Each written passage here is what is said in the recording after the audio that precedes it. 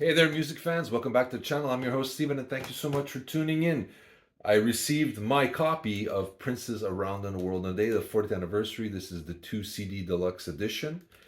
And give you a little bit of background, this was released in 1985. This was the follow up to the mega seller Purple Rain.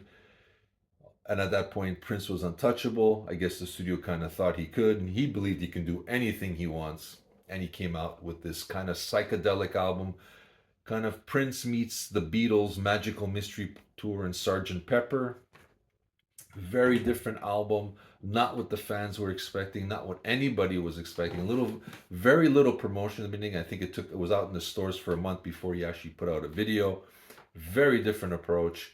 I remember back in the day when it came out, it was considered kind of a disappointment. It has grown in popularity over the years because it is a different sounding album. There's no other Prince album that sounds like this. Very, very different. And that's one of the reasons why I've always enjoyed this album.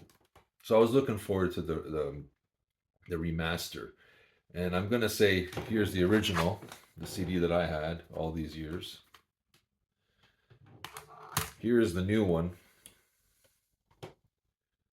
Nice, colorful. I like that. The only thing, I don't like a lot of things about this.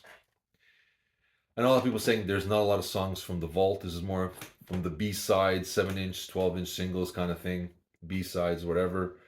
And I get it. And I'm disappointed as well. But I said I wanted to hear the remastering. Is the remastering good? Yeah, it sounds a lot better. It's not louder, so people think it's going to be, blowing up your stereo or whatever. No. But the instrumentation is clear. His vocals are clearer. This is the way it should have been played or recorded, or the way we should have had it from the get-go. It took a long time, but it's finally here, and I have enjoyed this. But the packaging, I'm going to say I'm disappointed beyond words.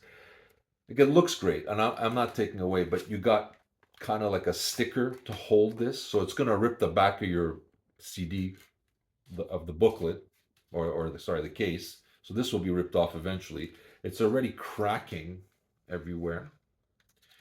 What I don't like, the CDs are just inside. If you look at my Cheap Chick review, they have a nice little cardboard sleeve in it, which protects it, which would have been great. Then you have the booklet, which looks nicer and much more colorful. Looks exactly the way it should have been on the original CD. No difference, just a lot more vibrant in colors, which is fine.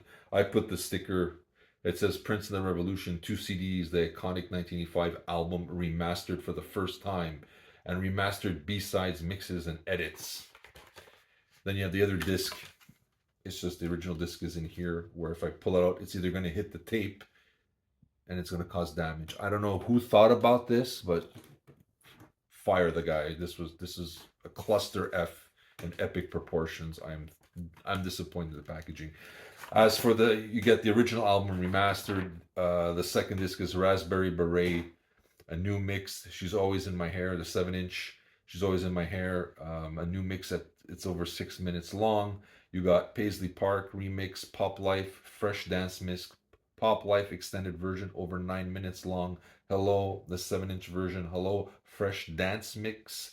Girl, the 7-inch version. Girl, the 12-inch version. For the Tears in Your Eyes, you have both the We Are the World version and the version that you found on his Greatest Hits package, the hits and the B-sides.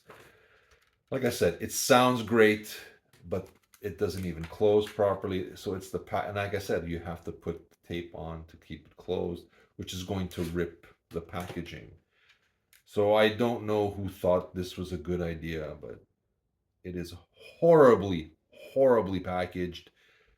And at 35 bucks Canadian, I had higher expectations than this for the packaging, especially for an album that deserved this remastering and a 4th anniversary edition of this, to give a second chance of this album, that the fans see it and hear it for the first time the way it should be heard.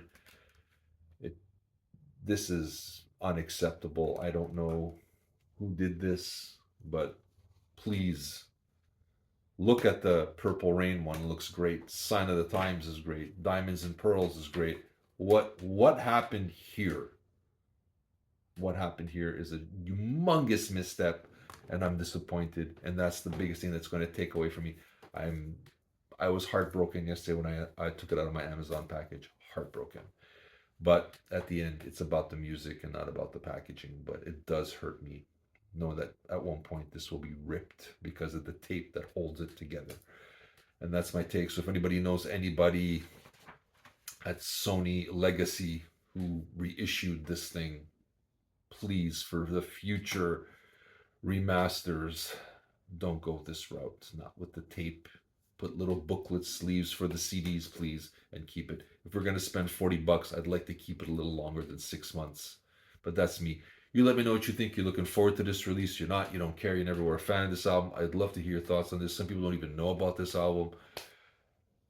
I think it's a great and underappreciated gem in the Prince catalog. Nothing sounds like this album, and nothing ever will in his catalog, unless stuff in the vault, but which they should have put on here too. But again, another thing that I don't want to talk about. It's about the remastering on this, and it is well done. Like I said, it's the packaging for me. You let me know what you think. Share your thoughts with us. Hit the like button, subscribe. This is Steven with my thoughts of Around the World in a Day, the 2 CD remaster and 4th anniversary of Prince's underappreciated gem. And I'll be seeing you soon, guys.